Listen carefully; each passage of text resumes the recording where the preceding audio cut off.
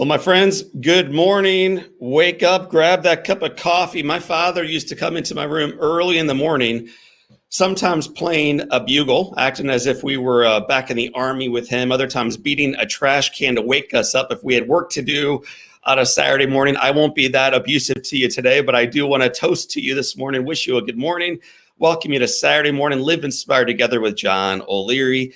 We jump onto these calls once a month to celebrate not only your life, but what remains possible in your life. So to rise and shine, 9:02 Central Standard Time, a little bit earlier out west. I thought what we could do today is to begin with letting me know, where are you tuning in from?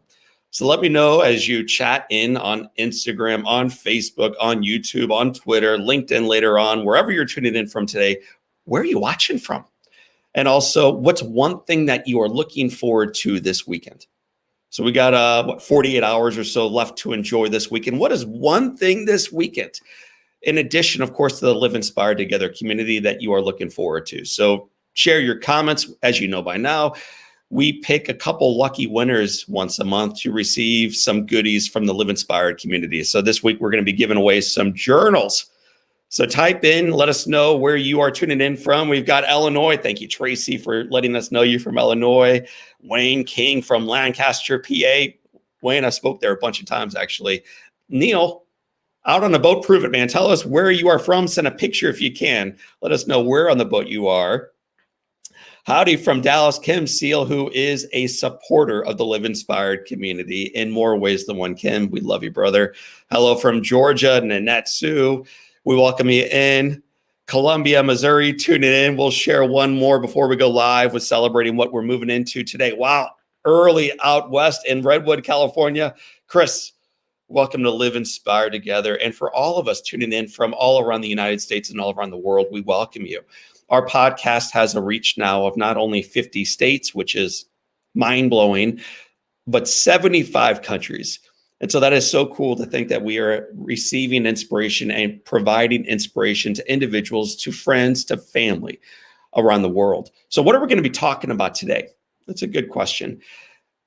The reminder that I hear from the community, perhaps more than anything else, that individuals are dealing with is despair, it's struggle, it's the sense of isolation, a sense a bit of hopelessness, whether it's around COVID or divisions politically, or challenges in the Middle East, or challenges with their singleness, or challenges in their marriage, or finances, or lack of professional growth, or whatever it might be.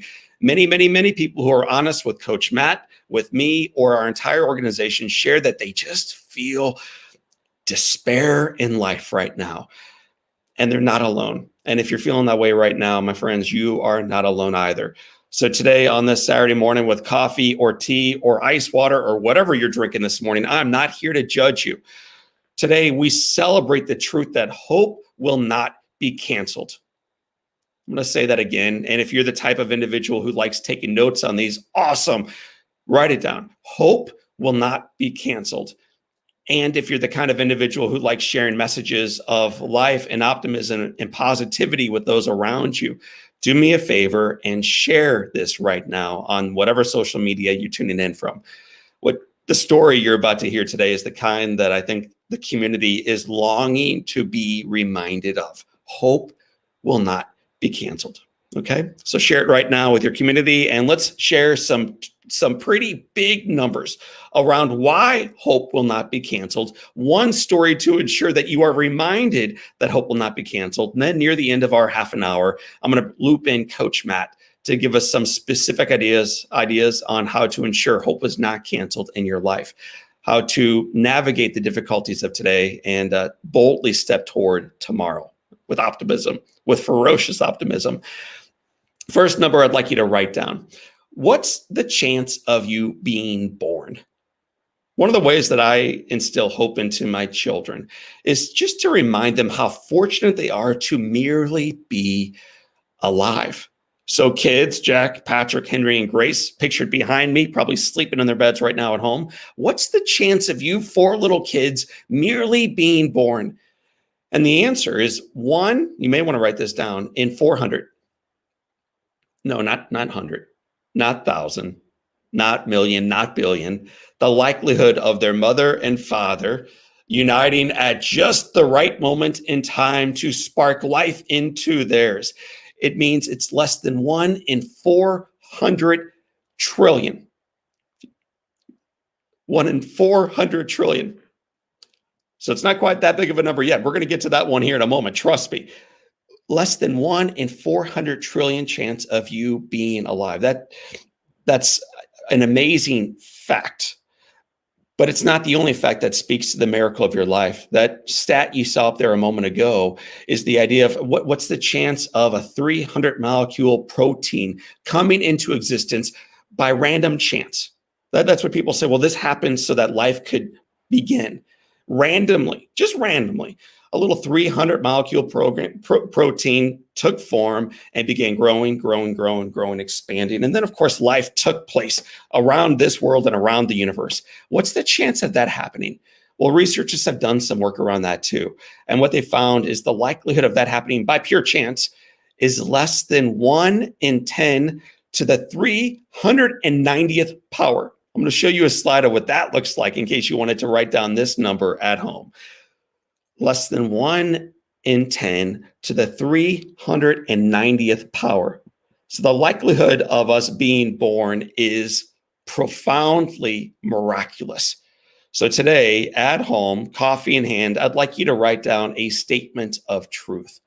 I'm going to put it up on the screen, but it is this. My life is a miraculous gift, and I choose to live like it is. So today, I just want you to write that down on your heart, maybe on the chat screen, maybe in Facebook, Instagram, YouTube Live. My life is a miraculous gift. It is. Doesn't make it easy. Doesn't make it perfect. I don't think it will be this side of eternity. It doesn't mean the Democrats and Republicans are going to figure out today or tomorrow, or there will be permanent peace in the Middle East starting tomorrow. But it does mean that there is reason for hope and reason to believe that we are not here by chance, that there is reason for our life. And I believe that our best days are in front of us. Life is a miracle. So today, you and I are going to hear one story that will validate that truth. And then Coach Matt's going to step in just a few moments and give us some specific tools on how we can step in toward it. So my life is a miraculous gift. And today, I choose to act like it is, whether I'm coming in from Redwood, California, Lancaster, PA, Columbia, Missouri, or somewhere around the world. My life is a miraculous gift, and I choose to act like it.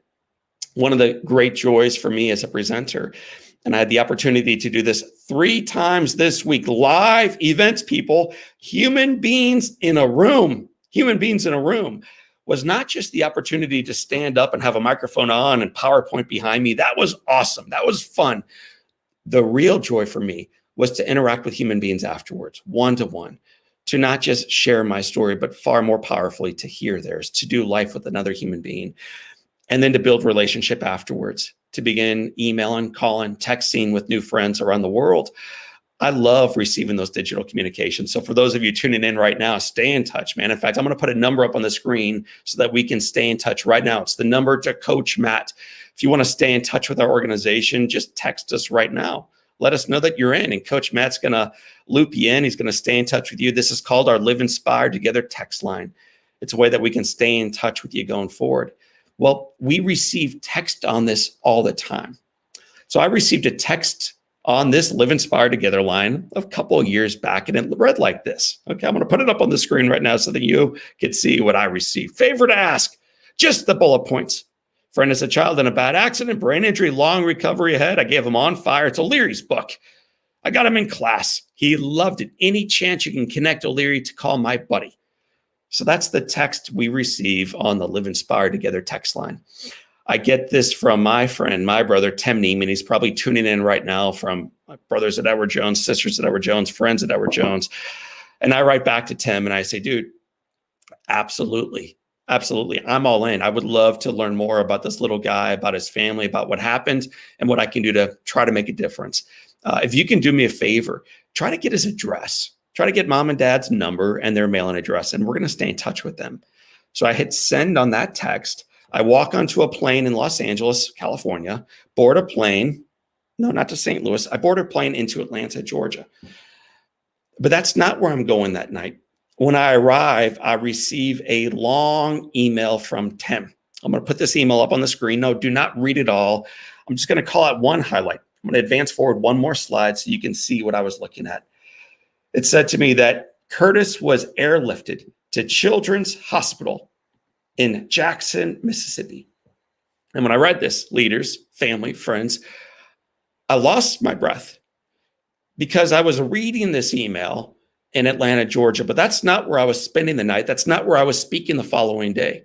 I was going to spend the night and then speak the following day in a state I had never been to and in a city where I'd never presented. Type it in. Guess what state that I was going to be spending the night in the following that night and what city I might be speaking in. I'm going to grab a sip of coffee while you do exactly this. In fact, whoever types it in first is going to win a Live Inspired journal. So do it quickly.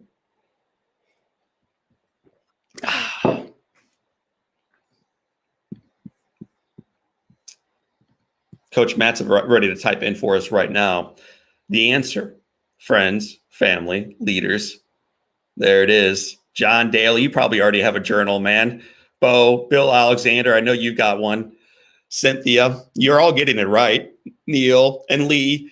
Jackson, Mississippi, Peggy. Jackson, Mississippi.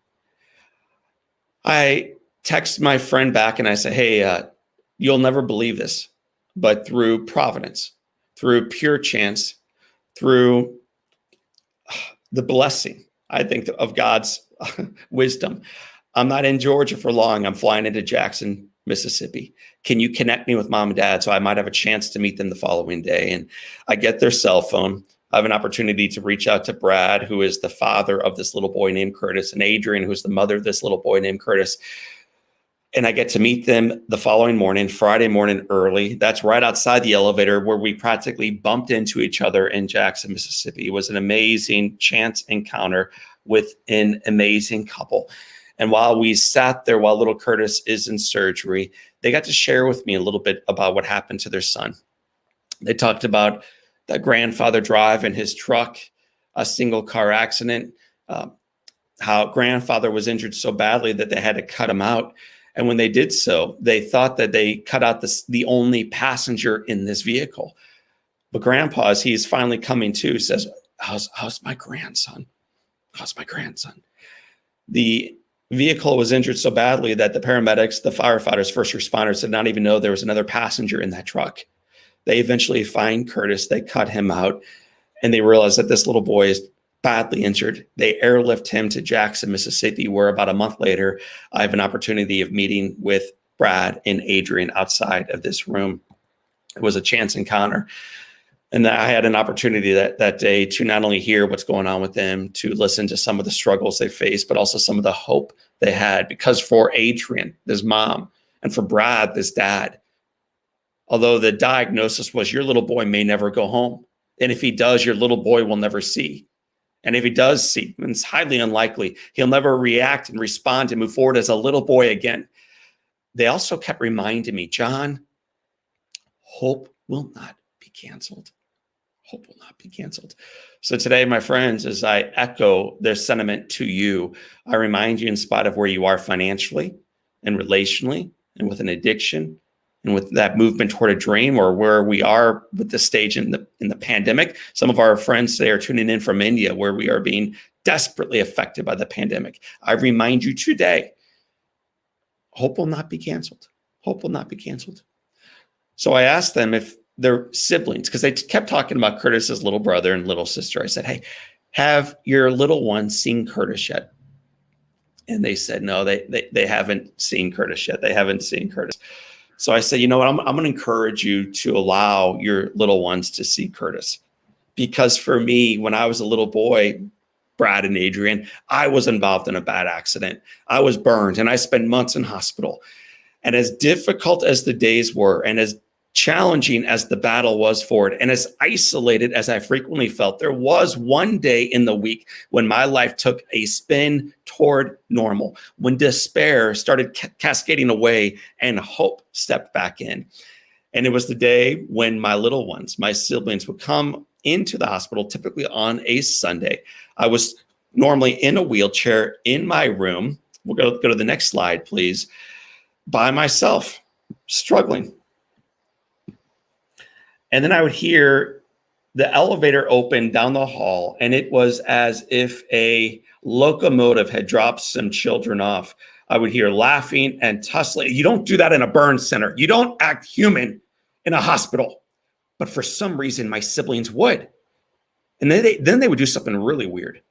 They would run. You don't do that in a hospital, my gosh. But they would run and skip all the way down the hall into my room. The doors would open up.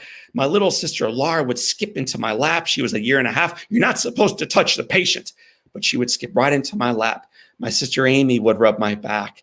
My sister, Susan, would hold my damaged hands. My brother, Jim, would say, John, you better get better quick, man. I'm so sick of cutting the grass by myself. This is so unfair that you're in hospital while I have to do all these chores by myself. In other words, listeners, viewers, family, friends, they would treat me as a human being. And in a marketplace that feels so desperately isolated, that is a magnificent gift to give someone else, to treat them as a human being. So I shared this story with Brad and Adrian, and I encourage them, let your little ones see their brother. It made a mighty difference for me. I want to show you a picture of what it led to in our journey. The dream as a family was one day to head out to Colorado to celebrate the fact that hope will not be canceled. It took 5.5 months in hospital. It took a whole lot of ladies and gentlemen working and fighting medically to make this little miracle a reality. It took a lot of God's grace to do so. But eventually, a child with no chance of survival goes home and then goes out to Colorado. Next picture, please. So this is the picture. That little girl, Laura, is waving at you right now. You can see my sweet little sister, Susan. We did a podcast with her just a couple weeks ago, staring at her brother, John. Elevation, 12,095 feet and rising, my friends, and rising. The following weekend, Brad and Adrian brought their little ones to see their brother. And what took place next is nothing short of a miracle. In a moment, we'll give it about 15 seconds before we hit play. You're going to see a remarkable reunion between two siblings and their brother. Before you see this video, number one, grab a handkerchief. You're going to need it. I think it's the most beautiful video I've never seen. The fact that this thing has not gone viral is only because it hasn't been exposed to the right people yet. It's the most beautiful evidence of love in action I've ever seen. You're going to see two siblings step into a room. They're not going to speak. You're going to hear adults filling the room with idle chatter, all this stuff that doesn't really matter, talking about blood pressure and stuff. But you're going to see evidence of love. And then for the first time, you're going to see a little boy who cannot see and never will see again, they say, begin to see. Not with his eyes, but with his heart. This is what love can do. This is why I remain so radically optimistic in the days that you and I find ourselves leading and living and serving in today.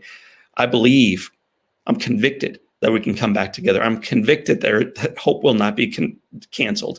And I'm convicted that the best days are in front of us. This video is further evidence of the power of love to lead us forward. So play the video, please. Wait. Okay. Look, he's right here. Feel Fuzzy's hair. That's Fuzz. Move, Brad. Wait. I want you to fall. No, what you doing? Lou, go by him. Lou, Go by. go by Curtis. Watch him on that side. Hold on, bud. Let her. She's almost She's done. just taking your blood pressure. She's almost finished. I'm almost done, then I'm going Catherine, tell him what y'all been doing at school. You hear it? Hmm? Just a minute.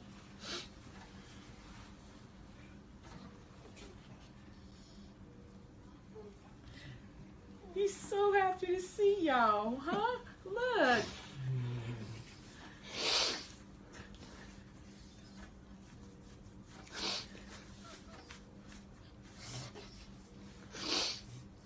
Catherine lost her front tooth, dudes.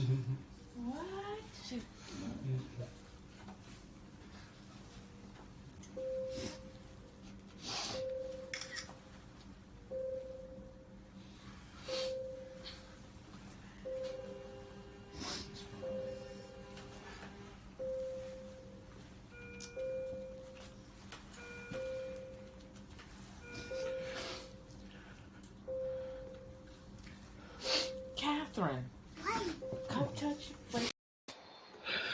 The video goes on from there, but I think you caught the essence of it. A little boy who could not see saw very clearly for the first time, felt his brother's face, started sandpapering his brother's face, continued to sandpaper his brother's face. The adults talking about losing teeth and blood pressures. And then this little boy says, forget the talk, man. Forget the talk. Just reaches out to his little brother, pulls him in, kisses his head, wipes his tears, kisses his head again. And it's almost as to say, enough of excuses, of despair, of struggle. I still believe in the midst of the storm in miracles. I still believe. So my friends, today, as I get ready to unpack where this story goes next, my question to you, and I'd love for you to share this right now online, is who's one person in your life who models that for you? Just type it in right now. One friend, one pastor, one rabbi, one coach, one daughter, one son, one neighbor, one spouse, one partner, one college roommate, one great teacher, one person in your life who just kind of pulled you close. Sometimes by using articulate words, other times in their presence, who just reminded that you are loved, that you're valued, that your life has meaning. Who's someone like that for you? I think we all need people like that in our lives, and we need to become people like that in the lives of others. My sister Rana, thank you for being a person like that for us. Lee, Rick Pearson, how about we'll share two more. John Daly, Caddy Kilker for Amy O'Leary Geraci. I know Amy O'Leary Geraci because she's my sister. Amy, you are that kind of person for me. Bob Knapp Easterbrook. My fiance, says Cynthia. My friends, you may keep typing it in, but my challenge to you today is to make sure they know it. I'm glad you're sharing with me, John Daly, my wife for sure, mine too. But I want to go home today and make sure my wife knows it. John, I hope your wife knows it. I want to go home today and make sure my sister Amy knows it. My mom, Michael, my mom, mine too. So where does the story go from here? Not only our story collectively with about 6 minutes left on the clock, but your story. Where does the story go from here? Well, that love sparked optimism. That optimism, I think, sparked faithfulness. That faithfulness sparked action, and action led to results. A couple of weeks after that first video that Brad sent me, he sent me another one, and he said, John, listen, if I'm weighing you down with pictures now, let me know. You can cancel my number, and I won't be able to text you anymore. But I want to show you just a sequence of texts that Dad began sending me. This is my brother in Mississippi sending me these pictures. So put up the next picture of the text that Brad sent me. This is the first time they got Curtis out of the hospital bed. A couple weeks after that, he sent me another picture. This was a picture of the very first time they got Curtis on his feet. Not only were they able to get him up, which was amazing. Nobody saw that coming. No one in the medical community, none of the therapists, none of the doctors, but Brad and Adrian and their family did. They had faith that hope would not be canceled. Do we? Do we?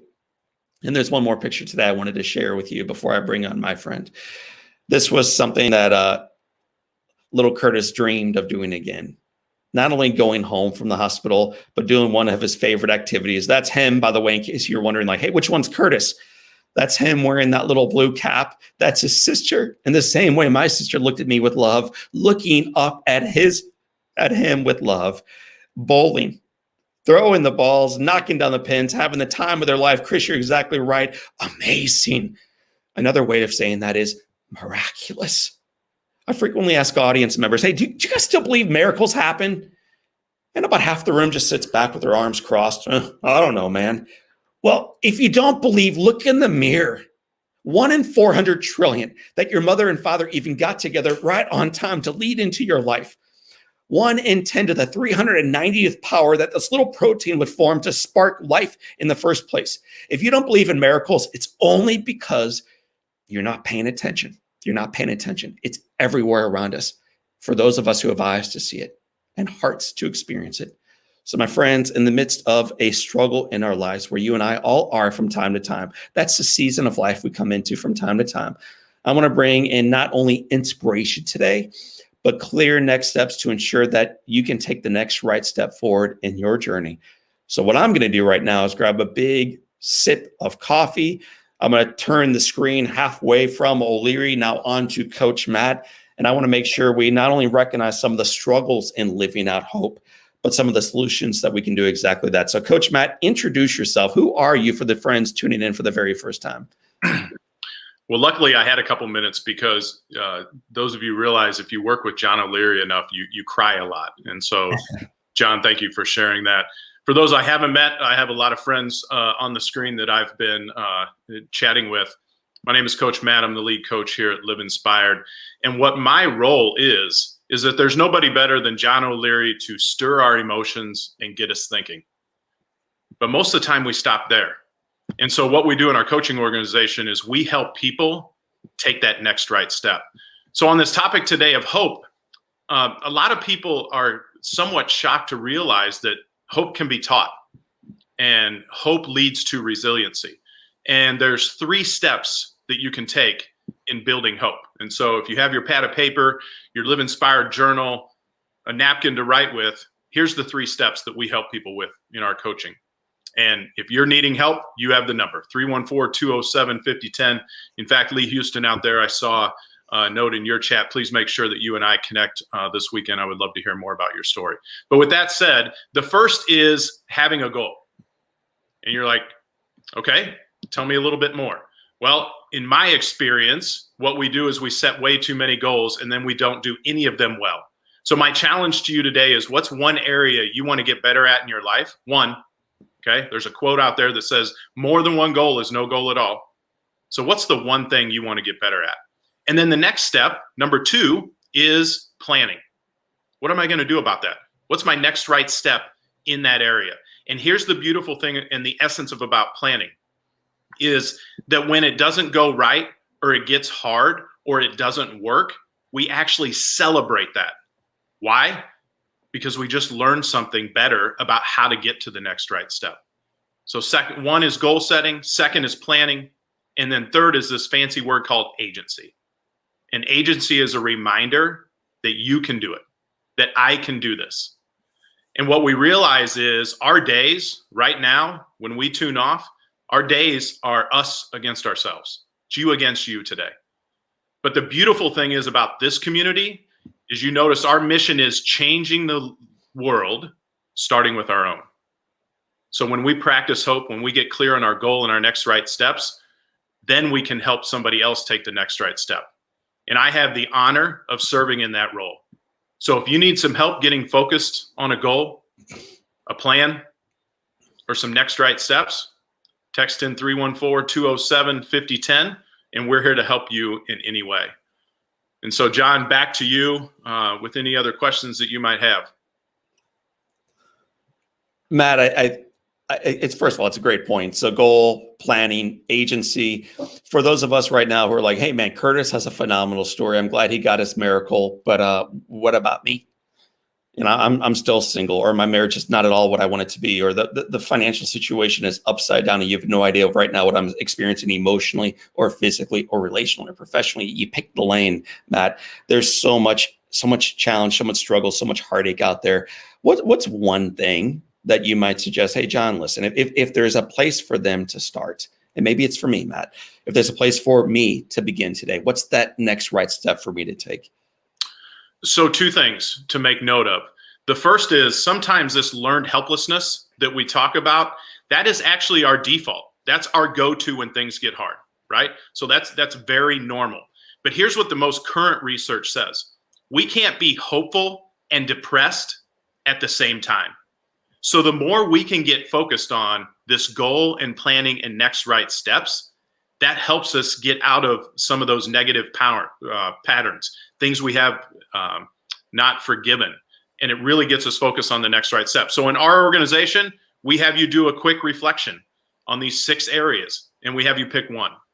And so again, if you need more help with that, text us 314-207-5010, and we'll start walking with you.